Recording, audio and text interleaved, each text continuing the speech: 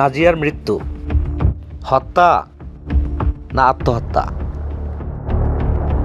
লালমাটিয়া বিশ্ববিদ্যালয়ের শেষ বর্ষের ছাত্রী নাজিয়া কি আত্মহত্যা করেছে নাকি তাকে মেরে ফেলা হয়েছে?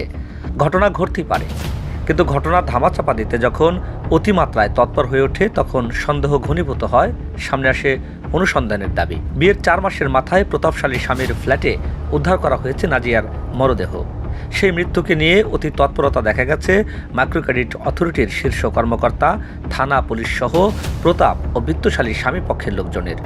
ত্রিপক্ষীয় এই প্রভাবশালীদের অতি তৎপরতায় নাজিয়ার কবর ঘিরে এখন শুধুই নীরবতা, আর জেগে আছে মা বোনদের চোখের পানি।